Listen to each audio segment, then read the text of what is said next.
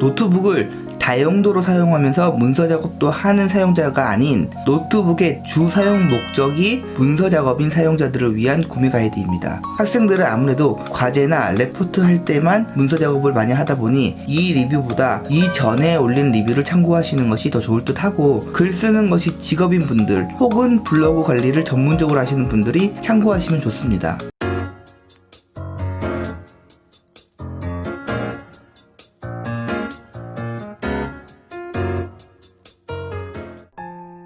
반가워요, 다승이 아빠예요. 바로 본론으로 들어가겠습니다.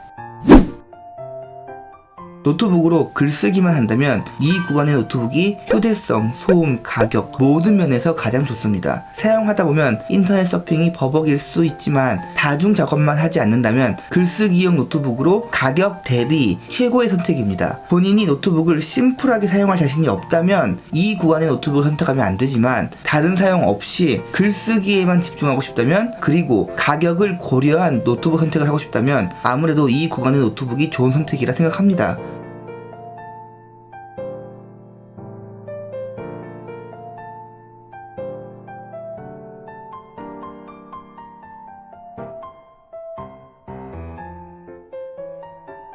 하지만 이 구간 노트북 대비 좀 더 크고 무겁고 펜소음 나고 비싸지만 인터넷 서핑으로 다중 작업을 하거나 좀 더 원활한 사용을 원한다면 이 구간의 노트북이 더 좋은 선택입니다. 문서 작업, 블로그 관리를 목적으로 노트북을 사용한다면 이 구간 이상의 사양은 특별히 큰 의미가 없습니다. 그리고 배터리 용량이 크면 물론 좋지만 문서 작업만 한다면 배터리 용량이 좀 작더라도 크게 불편하진 않습니다.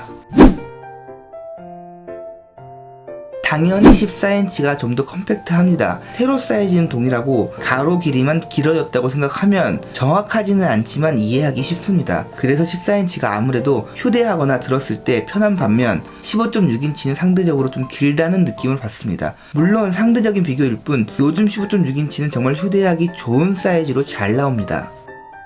글쓰기는 기본적으로 위에서부터 아래로 써내려갑니다. 디스플레이를 세로로 사용한다는 의미죠. 그리고 윈도우 10 기준 자동 글씨 크기 조절이 가능하기 때문에 14인치를 사용하나 15.6인치를 사용하나 가독성의 차이는 거의 없다고 보면 됩니다. 사용성의 차이가 없다는 거죠. 그렇기 때문에 아래로 써내려가는 문서 작업을 기준으로 봤을 때 15.6인치는 딱히 장점이 없습니다. 오히려 사이즈가 커서 휴대성이 떨어진다는 단점만 있죠. 하지만 가로 사용을 하는 글쓰기가 있습니다. 엑셀이죠. 엑셀을 많이 사용한다면 가로의 정보량이 많은 15.6인치가 더 좋을 수 있습니다. 15.6인치는 키보드에 숫자 패드가 달려있다는 굉장히 큰 장점이 있습니다. 14인치는 숫자 패드가 없어요. 그래서 숫자 패드를 효율적으로 사용하기 위해서는 15.6인치가 좋습니다. 15.6인치 숫자 패드도 3열과 4열 두 종류가 있는데 당연히 일반 키보드와 같은 배열의 4열이 편합니다. 하지만 4열이 꼭 좋은 건 아닙니다. 4열이 들어갔다는 건 그만큼 노트북의 가로 사이즈가 길다는 의미고, 가로 사이즈가 길다는 의미는 베젤이 넓다는 의미입니다. 한마디로 노트북이 큰 거죠. 사이즈가 경량화된 15.6인치 노트북은 제로 베젤 디자인으로 인해 어쩔 수 없이 3열 숫자 패드를 사용하니 4열이 꼭 좋은 것만은 아닙니다. 그리고 14인치를 꼭 사용하고 싶은데 숫자 패드 사용량이 많다면 이렇게 숫자 패드 키보드를 따로 사용하세요. 무선 제품도 만원 정도면 구매 가능하니 숫자 패드 사용량이 많은 분들에게 좋은 선택이 될 수 있습니다. 이 제품 구매할 때 주의하실 점은 블루투스 제품 사지 마세요. 대기 시간으로 인해 키가 씹히는 경우가 있는데 실사용 시 그 부분이 꽤 불편합니다. 일반 블루투스 키보드는 사용량이 많기 때문에 막상 사용하면 대기에 걸릴 일이 없는데 숫자 패드는 가끔 사용하기 때문에 대기에 걸릴 때마다 피곤합니다. 이렇게 리시버가 있는 방식을 2.4Hz 무선 방식이라 부르는데, 이런 방식이 노트북에 USB를 하나 사용하긴 하지만 대기 시간 없이 언제나 빠르게 입력 가능합니다. 글 쓰는 일이 직업이거나 취미 이상의 작업이라면 오래 장시간 사용해야 합니다. 그리고 일반적인 인터넷 서핑이나 유튜브 시청과 다르게 키보드만을 계속해서 사용한다면 타이핑 포지션이 굉장히 중요합니다. 숫자 패드가 있는 15.6인치는 당연히 손이 왼쪽으로 어느 정도 치우치기 때문에 시선도 같이 왼쪽으로 치우칠 수밖에 없습니다. 반면 14인치는 타이핑 포지션이 정확히 노트북 중앙을 향하기 때문에 시선이 디스플레이 중앙을 향하죠. 그렇기 때문에 14인치가 장시간 사용하기에 집중력을 높일 수 있는 사용 환경을 만들어줍니다. 예전부터 작업용 노트북으로서 집중력 있는 사용성을 주고 이 타이핑 포지션에 신경 쓴 노트북 브랜드가 있습니다. 애플과 싱크패드죠. 이 브랜드는 15.6인치인데도 불구하고 숫자 패드를 뺀 텐키리스 키보드를 제공합니다. 현재를 기준으로 싱크패드는 초심을 잃고 상업적인 이유로 숫자 패드를 붙였기 때문에 이제 남은 건 애플의 맥북뿐이죠. 이 부분은 사실 노트북에서 굉장히 중요한 아이덴티티입니다. 노트북을 랩탑이라고 부르죠. 숫자 패드 달린 노트북을 무릎 위에 올려놓고 사용하면 왼쪽으로 치우친 타이핑 포지션 때문에 균형이 맞질 않아 사용하기 힘든 반면 숫자 패드가 없으면 아무리 15.6인치라도 무릎 위에서 안정적인 포지션에 사용이 가능하죠. 여기서 무릎 위에 올린다라는 건 상징적 표현일 뿐 정확히 책상이 없는 상황에서도 모든 작업이 다 가능한 노트북이라는 의미입니다. 지금은 전통적인 의미의 랩탑으로서의 역할은 맥북 뿐이죠. 물론 부분적으로 15.6인치의 텐키리스 키보드가 달려 나오는 노트북도 있지만 브랜드로 보면 애플밖에 없습니다. 이렇듯 타이핑 포지션은 굉장히 중요하고 일반적인 마우스 사용을 많이 하는 사용자들보다 타이핑을 많이 사용하는 사용자들에게는 작업 효율을 올려주는 가장 중요한 부분이라 생각합니다. 그런 의미로 저는 문서 작업용 노트북은 14인치를 추천합니다. 같은 의미로 삼성에서 나오는 15.6인치가 아닌 15인치 사이즈의 노트북도 있는데 비싸긴 하지만 문서 작업용으로 좋은 노트북이라 생각합니다. 맥북도 굉장히 좋지만 윈도우 기반 노트북이 아니다 보니 제외하도록 하겠습니다. 문서 작업은 키보드의 키감과 키들의 배열, 즉 레이아웃이 중요합니다. 하지만 키보드의 키감과 레이아웃의 선호도는 개인마다 차이가 크다 보니 제 리뷰는 단순한 의견으로 참고만 해주세요. 키보드를 사용하는 사용자는 두 부류가 있는데 저같이 엄청 예민해서 좋은 키보드만 사용하려는 사용자가 있는 반면 키보드는 다 같은 거라 생각하고 아무 키보드나 금방 적응해서 잘 사용하는 사용자가 있습니다. 저와 같은 전자는 피곤합니다. 너무 피곤합니다. 노트북 구매에 있어서 키감을 중요하게 보고 사용하는 키보드도 따로 있습니다. 가장 큰 문제는 내 취향에 맞지 않는 키보드는 그냥 사용을 안 해버린다는 거죠. 반면 후자 같은 경우는 아주 행복한 사용자입니다. 이 부류의 극단적인 사용자들은 기계식 키보드와 일반 키보드도 구분 못합니다. 뿐만 아니라 HP와 아이디어 패드에서 보통 사용하는 이런 말도 안 되는 방향키도 오타내지 않고 잘 사용하며 숫자 패드가 3열인지 4열인지 따위는 전혀 중요하지 않죠. 이런 아무런 문제 없는 사용자들을 위함이 아닌 저와 같은 예민한 사용자들을 위해 제가 사용해본 노트북 중 키감 좋은 제품을 골라드리겠습니다.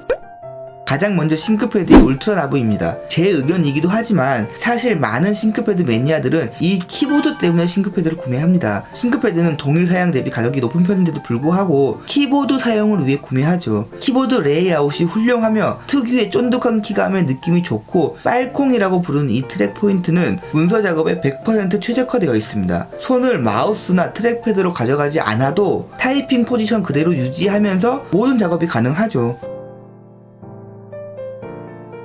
저렴한 보급형 제품 중에서는 에이서 스위프트 3가 키감이 가장 좋습니다. 14인치 제품으로 보통 보급형의 노트북들은 본체가 플라스틱으로 되어 있기 때문에 어쩔 수 없이 본체 전체가 울렁거리지만 스위프트 3는 전체 메탈 바디로 아주 견고해서 타이핑 시 굉장히 안정적으로 바디를 잡아줍니다. 그리고 보급형 노트북인데도 불구하고 백라이트 키보드를 제공하고 키감도 아주 부드럽고 쫀득합니다. 싱크패드 울트라 나브 키보드와 90% 이상 동일한 아주 좋은 키보드 레이아웃을 가졌습니다.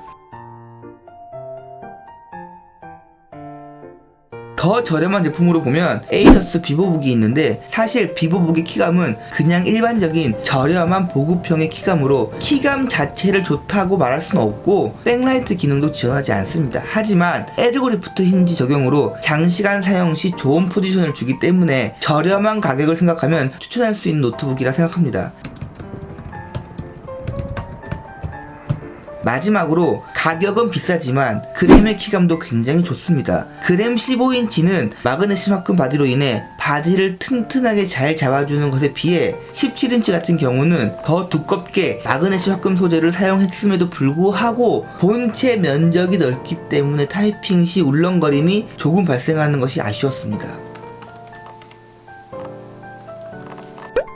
이것저것 추천했지만 제 주관적인 견해는 싱크패드 울트라 나브 키보드가 최고입니다. 키보드 때문에 고가의 노트북을 구매하는 이상한 현상은 싱크패드에서만 나타나죠.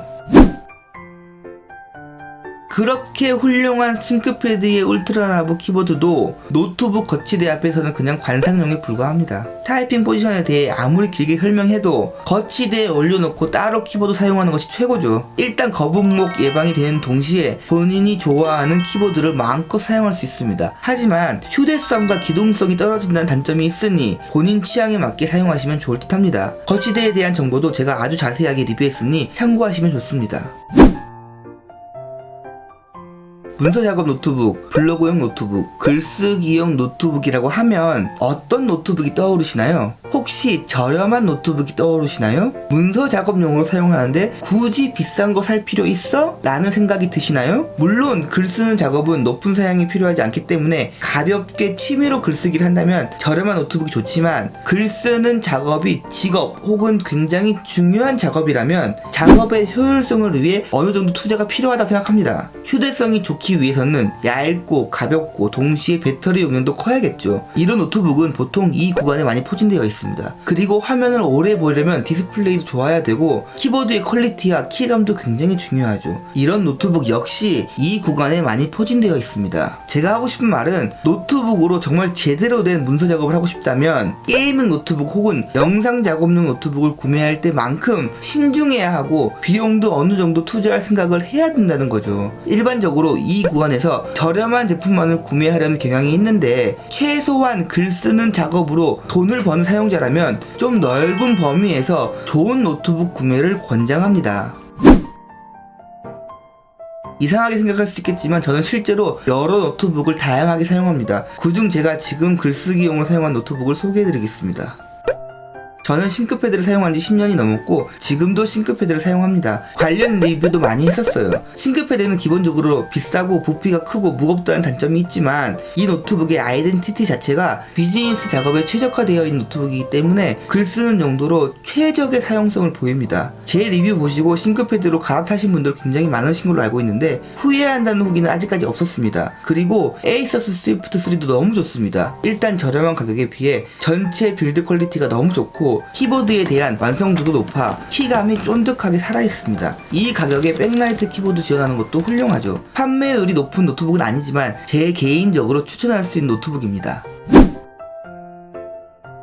오늘 리뷰는 일반적인 사용자들 혹은 학생들을 위한 리뷰는 아닐 수 있습니다. 저처럼 노트북을 이용해서 글을 많이 쓴다면 혹은 글 쓰는 것이 직업이라면 차분하게 보실 필요가 있는 구매 가이드 영상이 아닐까 생각해봅니다. 제가 오늘 리뷰한 내용을 짧게 정리하자면 게임, 영상작업, CAD, 포토샵 등 특정한 목적의 노트북을 신중하게 고르듯이 문서 작업 역시 특정한 목적이라 생각하고 신중하게 고르면 마음에 드는 인생 노트북을 구매하실 수 있을 거라 생각합니다. 끝까지 봐주셔서 진심으로 감사드립니다.